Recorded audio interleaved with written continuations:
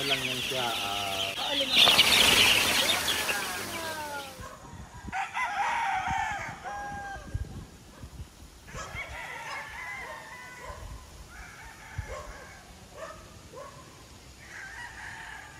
mga farmers! Welcome back to my channel, Salonica's Farm.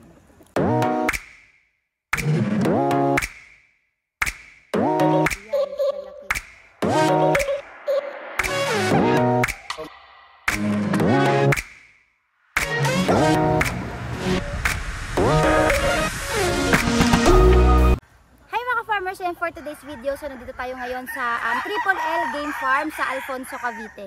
So dahil meron tayong bibilin dito na 2 stag at 10 pullets. So ayan, later ipapakita ko sa inyo yung mga bibilin natin. At iikot-ikot tayo dito sa Triple L Game Farm dahil napakaganda ng area nila dito.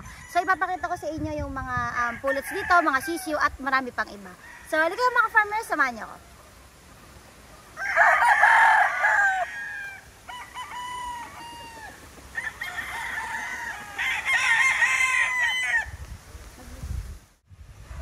So yan mga farmers, so kasama natin yung owner ng Triple L Game Farm, si Kuya Larry. Larry, introduce yourself. Okay, sige. So ako po si Larry Abilembe, owner po ng Triple L LA Game Farm na nagsisimula ding mag-breed ng manok kasi nakita ko talaga nandun yung potential. Oo nga. Sa pag-breed. Nagsimula din naman ako sa mga ilang piraso lang. Opo. So bumibili talaga ako ng materialis na magaganda. Kasi sabi nga nila, isa din naman ang gastos niyan, isa pagod. So tinaray ko, nilabang ko, nagpanalo. Tapos lumaban na nga ako ng MBC. Wow. Yan, so lumaban tayo ng MBC nung pandemic. Awa ng Diyos, nakaano rin naman tayo doon, runner up. 10 points ako sa 12 stag. Wow, 10 points. So mula noon, yun i-breed ko na. Hindi ko bili yun. Kasi ang start naman talaga niyan, bumili muna ako ng D-all. So pinalaki ko. Nung pinalaki ko, kailangan so nagpanalo naman, nagja-champion naman ako. Nagja-champion ka talaga. Sa tuwit-tuwit niya. So ang ginawa ko, binirid ko. Nung binirid ko siya, awa ng Diyos, yun yung sinalo ko sa MBC. First time ko lumaban ng derby talaga ng mga MBC. So awa ng Diyos, sinuwerte naman tayo. Naka 10 points ako, so runner up. Pero ang ginamit kong stag doon, 10 lang din. 10 lang ginamit kong stag. So, magpanalo lahat yun? Oo, sa elimination ko natin 3. So nag-champion ako. Yung isa doon, hindi siya nagsugat. So pagdating ng semis, 4. So yung last fight ko, December 31, nag-champion ako. Wala na naman siyang sugat. So pagdating ng January 8, grand final na. So ako yung nakarating ng grand final eh. So yung ginawa ko, yung 2 hindi na siya nagsugat, pinaliguan ko lang uli yung isa kasi nanalo siya December 31 eh. Semis eh. So pagdating ng January 8, grand final na, hindi siya nagsugat, pinaliguan ko, pinasok ulit siya ng January 8. Yun lang yung allowance. Oo, so nanalo pa rin naman. Kaya ang ginawa ko, yung kanilang mga kapatid na mga babae, ibinirid ko. Yun na yun na sinimulan mo. Oo, yan. So, kaya, so ganito, may bumibili ito yung mapapakita niyo sa amin. So ito na. At ito na yung ganun na to, ang kalaki yung game farm. So yan, titingnan natin yung ating makikita dito mga stag. So ayan, dito tayo sa loob at tingnan natin ng malapitan yung mga inahin dito, pang breeder. Ito mo. Ano to kuya? Ito, yan. Kulay na yan. Talisay. Talisayin ito? Talisayin. Yan. Yung ganito, golden ba ito? Hatch naman yan. Ano? Hatch. Hatch. Yan, Hatch. hatch. Cross ko siya sa bulik. Hatch na cross sa bulik. Ilan ang ano nito kuya? Linyada dito sa mga babae. 3 lang, 3. 3 linya. Kuha mo ko isa kuya. Ang ganda nitong talisayin niyo. Ito. Oo. Magaling talaga itong mga Mahangkang. Sanay sa nakaw. So, ayan. At kuya Larry, ano itong? Ganon din yan. Kinaros natin sa 5K sweater. Orosa, 5K sweater at Hatch Gray. Hatch Gray. Yung Hatch Gray natin, ang galing yan kay Blue Blade Game Farm, kay Boss ano yan. Blue Blade Game Farm kay Sunny Lagon. Sunny Lagon. Sunny Lagon. Tapos yung nanay naman nila na 5K sweater, nanggaling naman kay Boss Leo Enriquez sa White Creek Game Farm. Oo po, yung kanilang nanay. Malatindi pala pinanggalingan ng mga, pinanggalingan. Kaya ang ganda, solid na solid eh. Magbe-breed lang din kasi talaga tayo. Doon ka na sa maayos So, talaga. subok na ano kuya, Materyales. subok na. Muna, maalpas pa yun. Ayan. Picture mo makilari. Hindi talaga. Wala pa. Wala pa. Kasi sa akin ngayon hanggang 7 months tayo naman nagsasalang. Kasi 7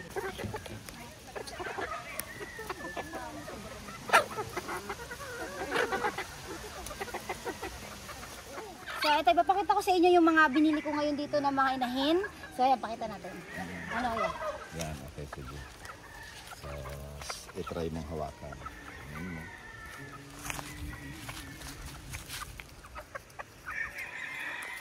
Mga inahin na to. Ulit, dalawang bloodline to. Pero cross din. Hindi. Pure to. Pure. Pure to. Pure sa 5T sweater at saka golden boy. 5K sweater Oo. and golden boy. Oo. Yan, tulad niyan. Siya yung breed ko na golden boy na street comb. Street. Comb na Street comb. golden Ano boy. siya Yung ang kanyang palong ay talagang tweed. Hindi siya picom. So bihira niyan. Kasi nakakuha ako niyan sa Busleo. Yung golden boy na straight comb. Golden Yan. boy, tapos pure breed to. Oo. So yung mga Na ganitong straight pure comb. breed kaya Larry, magkano presyohan nito sa inyo? Yung ganito mga pure breed na linyada. Actually, alam naman talaga ng presyuhan ngayon ng mga pullets, di ba? Pero syempre nga, doon nga sa Kaibigan. kaibigan at medyo bago na tayo naman ay tumulong din talaga. Mabait. So, ano lang, tamang presyo lang Tamang muna presyo kaya. lang. So, oo. yung pumunta lang kayo dito para bumili. Oo. So, ito mga kinuha ko, 10 piraso to. Tapos, mga pure breed to, dalawang bloodline. Oo. So, 5K at saka golden boy. So, ayan, papakita ko sa inyo yan. 10 piraso ito. Mm-mm. Yan, yan.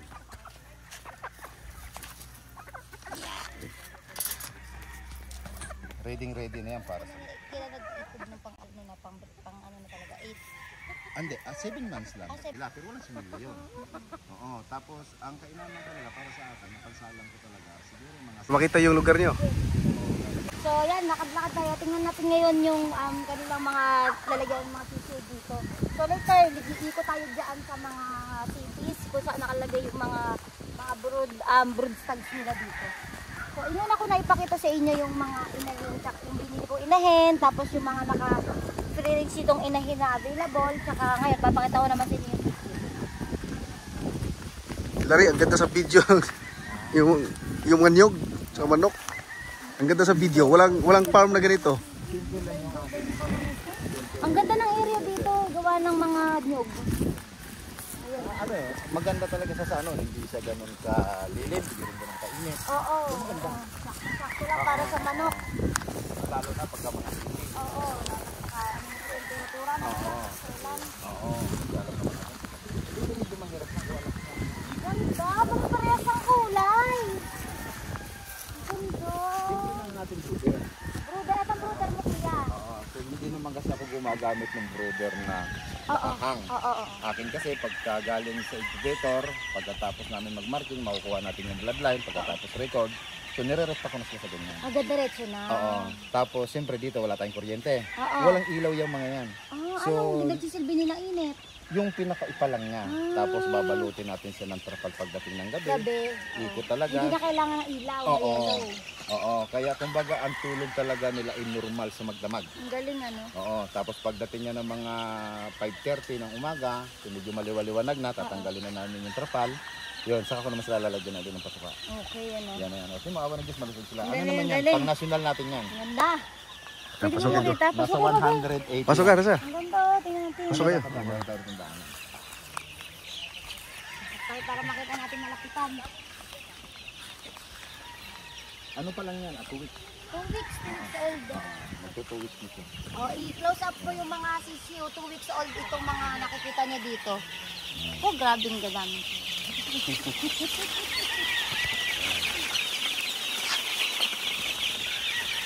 Ano lang yan siya, almost 5 bloodline. Oo, lima. 5K, golden boy, round head, at saka yellow leg. Tapos may binili na ako kay Doc Ronnie na bullet na pinurus ko naman. Pinurus ko naman sa mga sweater. Pero karamihan dyan pure. Hindi minsan dito sa pag ano pa po. Paupo ba kayo? Ayan, pakita natin yung ano, Mas maganda kasi. yung design ng kubo. Yung ating breeder. Hindi na parang native style lang. Native style pero maganda. Pero siyempre, ang pinaka-importante ko sa lahat, yung paano mas matutusan. Yan ang pinaka-importante. Hindi na kailangan sa mga mahalin pang breeder. Oo. Yan, mga gusto mo na iyan, mga ganyan formahan ng breeder.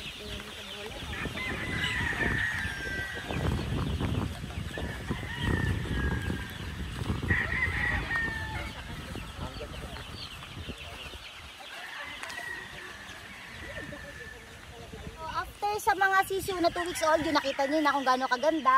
So ano dito naman kayo lari? Ano makita natin dito? Ito naman yung ating early bird. Early bird. Early bird. naman Ilang ito. buwan to? Dalawang bag. Dalawa. Yan meron dyan. Half. 2.5 and 3 months. So 2.5 and 3 months yung nandito. Hindi, nakakalabas na sila dito. Yung ginagawa nila yung pagkain. Lumaga. Yan, ang ganda. Ang banded nito. Nakabandid na. Oo, ang banded natin ito, WPC at saka bakbakan. WPC at bakbakan ang bandit mo dito. Ang banded natin. Tapos yung bloodline, yun din, yung Oh, lima. yun din. Oo, yun din ang bloodline lang. So 5 lang kasi yung kanilang mga bloodline dito. Yun, 5K, golden boy sweater, round head, tapos yellow legged hatch. So yun lang kanila ditong pinaglaruan sa Lanyada. Ito pa yun. Masarap.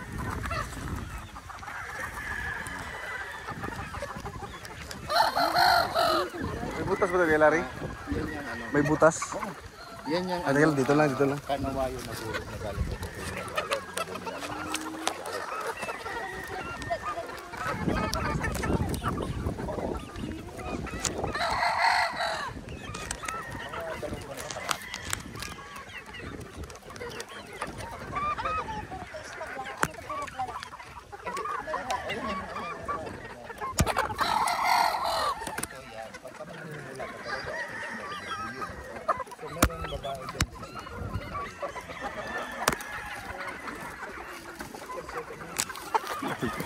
So ayan, Kuya Larry, kasi napakita na natin halos lahat yung manok mo, yung mga inahin mo dito na 6 months, tapos yung mga sisiw mo, baka may bumili kasi na sisiw. Saka ito, mga ganitong klaseng mga 2.5 months to 3 months. So ano yung talagang edad ng mga binibenta mo? Sa akin talaga, naglalabas talaga ako ng stag talaga natin. Stag Gusto ko, natin. gusto ko po yung nasa mga 7 months to 8 months po sila. Ba't gano'n Bago yung natin. naglalabas mo?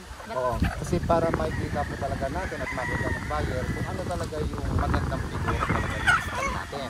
Kasi siyempre pagka ganito, hindi mo basta makikitaan ng magandang figura ng stag at pati yung qualities natin.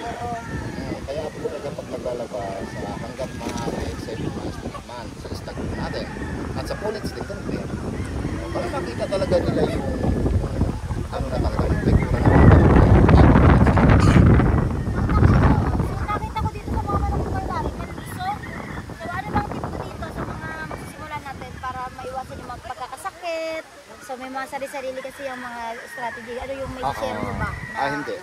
Sa akin naman po kasi, talaga sa akin, isipin mo, hindi naman ganito kalapit yung bahay ko rito, pero araw-araw na andito ako dahil gusto ko ako talaga dito sa talaga. Diyan sa mga sisiw na yan. Number 1, focus. Ikaw ang talaga ang... Oo, ako talaga. Kung bagamat meron naman tayo mga tao na umaalalay dyan sa atin, pero para sa akin, the best pa rin yung ako mismo. At nakikita ko yung galaw talaga nila. Kaya pagka nandito ako, babantayan ko yan. Number 1 yan. Oo, yung galaw nila, meron bang malungkot dyan o meron kasi. Sa Kasi unahan pag may mo na. malungkot, tanggal na agad yan. Kasi hahawa pa yan. Oo nga naman. Oo, tama. diba? Oo, tanggal na agad yan. So, ganyan po ang ginagawa ko dito. So, ayan, nandito tayo sa loob ng mga 2.5 months to 3 months old. So, andito may dala tayong kids at para yung magpapataka. Dito tayo magpapataka sa dulo. Sa dulo, dito tayo.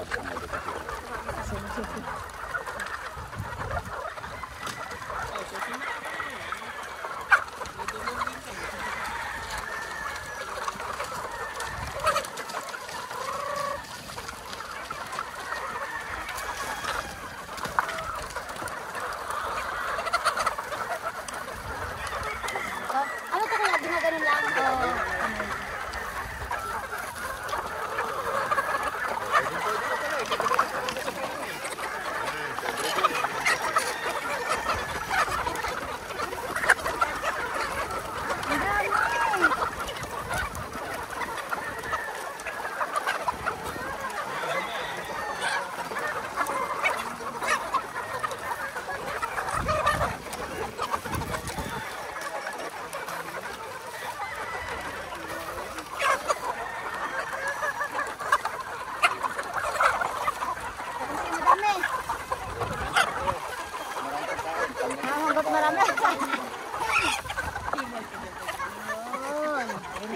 Dito ko lang.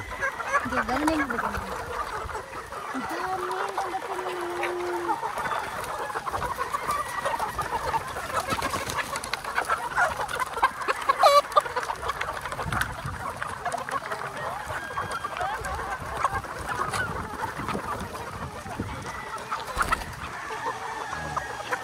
So, ito, ganitong kalaki yung 3 months old ni Kuya Larry. Yan.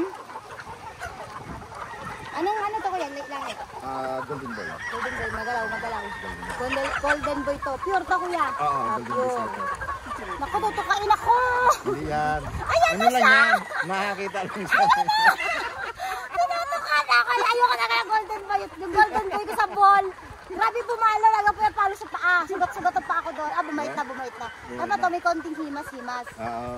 Yan. Kailangan kasi Himasin natin eh. Kailangan kasi pag hinimas. Ay, kuya! Matapang talaga yung golden boy sweater. Grabe, mga golden boy na yan. Pero yan ang pagkasunod panalo. Ay, pag nagpanali, kuya, mga ilang months nang para itatali na siya sa tupi. Sa akin naman, pagdating ng mga 5 months lang, tinatali ko. 5 months Oo, old. tinatali ko na eh. Tinatali. Kasi pagdating ng mga 3 and a half niya, so nilalagyan ko na sila ng tali. So, para dito. Kasi wala na. So, hali kayo mga farmers, pakitaan tayo ni Kuya Larry ng isang mga magagandang salito. Ayan, pakita mo yung nagpapatukan ng anak. May mag-flex na pa na rin ang anak. So, ayan. So, ito yung ating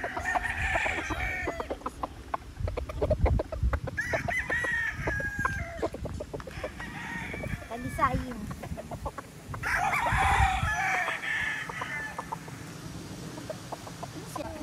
Ito lang naman sa atin kasi meron akong pailan-ilan na color. Off color. Oo, Mga para- linyada pala ulit, ano yung ano? So katulad nitong talisain natin, Oo. yung tatay kasi nito, Hats Gray siya. Hatch green. Opo, nagaling kay Sunny Lagon. Sunny Lagoon. Oo, so ngayon meron naman akong mga materialis din na binili sa Wild Creek, kay Boss Leo Enriquez, na mga 5K sweater. Oo, 5K So, sweater. oo, sila yung pinagmas ko. So, ito na yung kinalabasan ng anak. Ganyan. Pero yan, mga off color ko, hindi sila ganun karami. Kunti lang. Kasi ang pinakamarami sa yan, mga 5K sweater, Pula. polo, yung mga pula na So marami tayo dito nakikita, mamaya makikita din yung mga golden boy sweater. Halos marami dito. Okay. So ito, hindi mo talaga sila makikita ngayon na magandang figura na agad. Oo, Yung oo. magaganda ang buntot nila. Oo. Kasi nga po, 6 months pa 6 lang months sila. pa lang, pero ang laki Oo. na Kuya Larry. Oo, 6 months pa lang sila. Yan. So ang pagkain talaga natin kasi nga, thunderbird. Oo. Yan. Yan, maganda na tumayo eh. Hawakan mo kay Larry. So pagdating nito ng mga 7 months, 8 months, pwede mo na makikita yung magandang figura nila. Dito ako. Yan. Sa pagbuwan na magandang figura na kuya, mga ilang buwan na talaga yun, makikitaan mo na magandang tindig na. Mga 7 months. 7 months pataas na. 7 months pa. Ang golden boy sweater talaga ay maharo. Yan. Hindi ko nahawak. Oo. Ayan. So sa ganitong kagandang sweater kuya, so magkano presyo ng ganyan? Ito po kasi pagdating talaga nila ng 7 months to 8 months, sa ngayon naman talaga, nandun naman talaga tayo sa presyo ng 7,000. 7,000. Oo, doon ang presyo talaga natin. Pero siyempre, nandun talaga yung piling-pili natin yung mga sinasabi natin sa maganda yung tipo, Oo. maganda ang baka, Lahat nandun na. Oo. So yun kuya, lalo pa kung baka mag-comment or magtanong ng mga subscriber natin kung paano kumontak o baka gustong bumili sa'yo. So saan tayo pwedeng mag-contact? Ayun, dito po sa akin, sa personal number na ginagamit ko, yung 09. So ayan sa screen, Oo. yung number ni Kuya Larry. Sabihin mo kay Larry. Yung 09 70 52 77 099. So So yun mga farmers yung number ni Kuya Larry. So makikita nyo rin yan sa description box kung gusto nyo pong kontakin si Kuya Larry para makabili ng napakaganda niyang manok dito. At syempre, abot kaya yung presyo. Tapos, Kuya Larry, syempre, hindi naman lahat ng buyer natin is nandito lang sa around natin lang Cavite or Luzon. So paano yung mga nasa probinsya? So syempre, like tayo, taga Bohol, Visayas, Mindanao, na gusto pong mag-order sa inyo. So paano kaya yun? Paano po yung magagawa natin yun? Doon naman po dun sa mga buyer natin na ganon, wala naman tayong problema kasi sa ngayon mayroon naman tayong shipping. Unang-una nandiyan naman sa Pramil. Yun, sa Excellence. Sa Excellence. At sila po yung pwedeng mag-shipping. So sila na po yung bahala sa shipping kung gusto bumili sa inyo. Opo. So,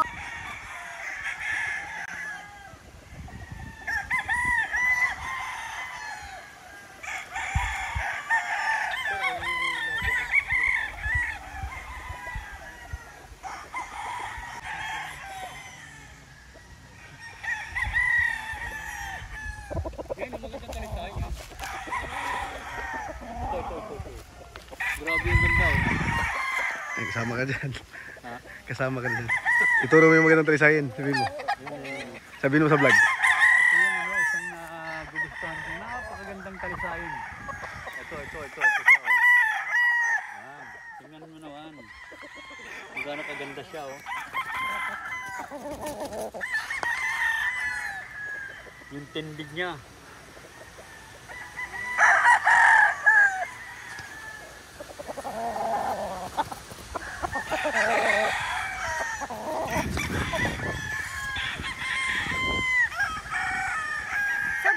tipi natin dito, kung tawagin ito is Beses tipi.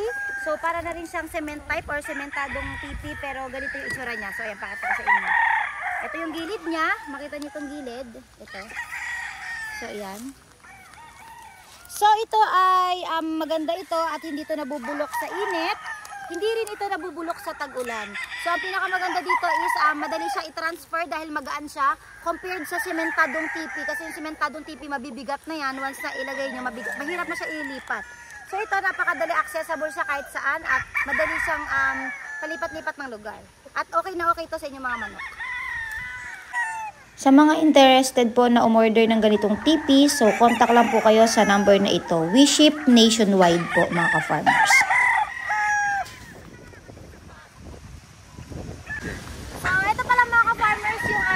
Napiling stag na 2 piraso to. So ipapakita ko rin yung isa sa inyo. So ito yung napili natin stag na bibilin ngayon kay Kuya Larry. Napakaganda. So golden boy sweater din to kuya. Opo. Oh yan, golden boy sweater.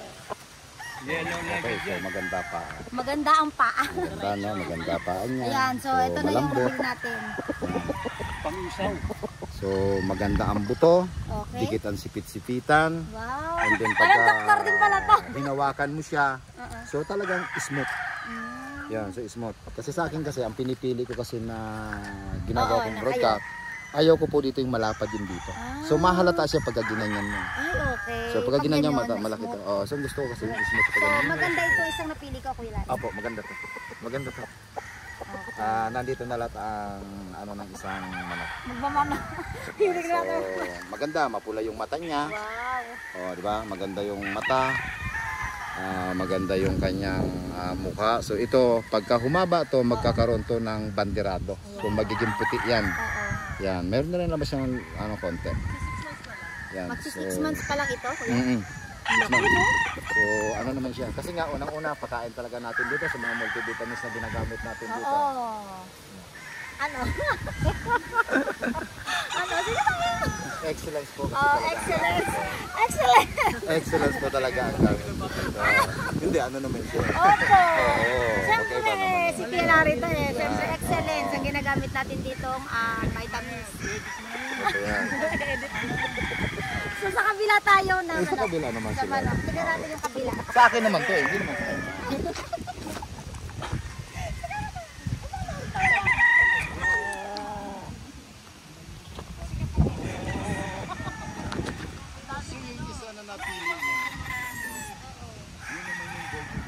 So, ito mga farmers, yung ikalawang stag na napili ko dito sa Triple LLA Game Farm ni Kuya Larry. So, yan, pangalawang, ano ba ito kuya napili ko? Golden Boy pa rin to. Golden Boy din. So, siya yung Golden Boy na pinalabas ko na street comb. Straight ko. Ano ibig sabihin ng kuya? Twins ito. May palo. Parang baby rin pala ito ginagawa. Malikot oh. Ang karamihan ko sa ating Golden Boy, mga pikom. Katulad ng unang nating Golden. So, pikom yan. Ito naman siya street comb. Ito. Sige, sige. Maganda Ay, naman ang ano. So, maganda ang paa niya. Check up muna, check up. Ito kasi, kumbaga para mga bagong harvest. Oo. Kaya ang mga ano lang, hindi ko pa natitikan. So, okay naman yung paa niya. Maganda naman. So, okay naman. So, ang hito ng katawan, maganda rin. Malaki ang buto. So, dikit na dikit din naman yung sikit-sikitan. So, okay din naman. So, mapula yung mata niya. Okay naman. Okay naman. So, ito lalabas pa rin to rito pagiging banderado niya. Lalabas pa rin yun. So, okay din ito, Kuya Larry. Mm-mm. Kung napiling ko. Okay naman to. Maganda naman siya. So, ito yung pangalawa Class A natin. din naman. Class A din naman siya. So, napili ko pala ito mga farmers kasi hindi naman siya kalakihan. Pero, nung in-sparring kanina, so malakas kumikig. So, mga medium size na. Hindi bumibitaw yung kikig niya.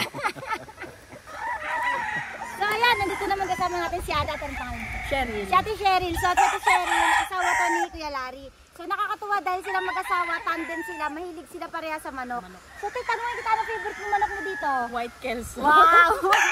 Ay, talaga. So, ito, tinatagal ni Kuya Larry yung white kelso. O, ito, sumama ka na Kuya Larry. Hawakan mo na, chef. Bakit ito white kelso, ito yung paborito mo?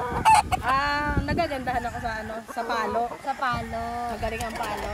Solid. Solid. Sa white kelso, meron tayo niyan sa Bugol.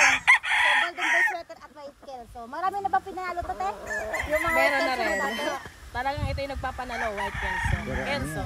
Kelso. Yung tatay niya, half gray. Hats gray ang tatay. Gray ang Ayan. tatay, ah. Tatay niya. So, ang nanay naman yung type sweater. So, kala nyo, mga lalaki lang mahilig sa manok. Kita nyo naman. Yan, mahilig din sa manok ang babae. Hindi lang nagpapalakita. Kala nyo. O yan, Kuya Larry, dito mag-outro na tayo. So, yan, maraming salamat kung nandito ako sa Triple L LA Game Farm. So, sa Alfonso, Cavite. At andito yung kasama ko yung owner. Si Kuya Larry at si Ate Cheryl. So, ayan, kung nagustuhan itong video na to, please like and subscribe sa aking YouTube channel. At i-click na rin po yung notification bell para lagi updated sa lahat ng videos na upload ko dito sa aking YouTube channel. Ayan mga farmers, thank you for watching and happy farming!